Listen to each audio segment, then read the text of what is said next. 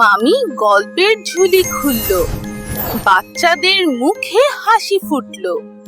আজকের গল্প। একটা ছোট্ট গ্রামে থাকতো এক মজার বুড়ি, নাম তার চাঁদ বুড়ি।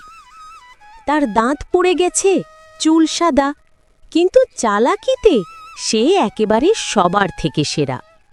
লোকজন বলে, চাঁদ বুড়ি তো এক্কেবারে বুদ্ধির ঝুলি।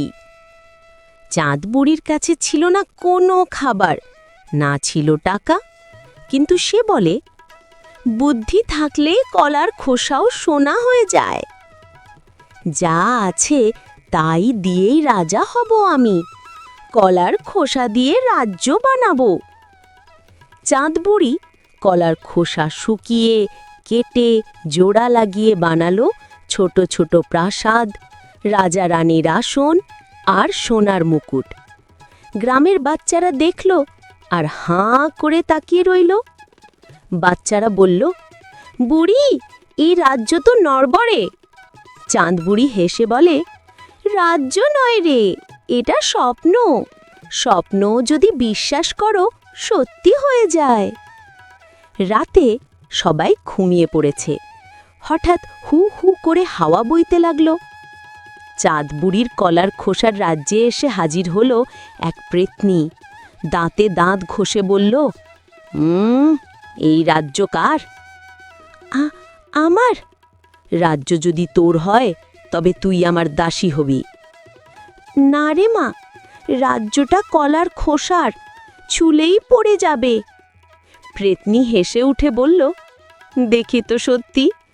আর রাজ্য ছোঁয়া মাত্রই ধপ করে সব খোসা ভেঙে মাটিতে।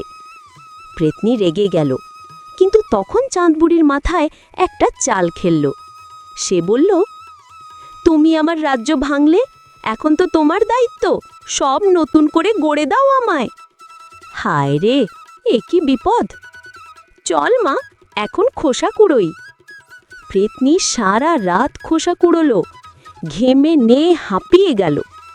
ভোরবেলায় চাঁদ বুড়ি বলল, এখন যা, রাজ্য রেখে আয়না দেখ, তুইও এখন কলার খোসার রানী। এরপর থেকে প্রেতনী আর কোনো দিন চাঁদ বুড়ির রাজ্যে পা রাখেনি। চাঁদ বুড়ি বলতে লাগল, যে নিজের বুদ্ধি ব্যবহার করে তার ভয়ের কিছু নেই। তাই বাচ্চারা, মনে রেখো, ভয়কে ভয় পেও না, বরং হাসি দিয়ে হারিয়ে দিও। যদি মাথা খাটাও, তুমি নিজেও নিজের জীবনের রাজা হতে পারবে।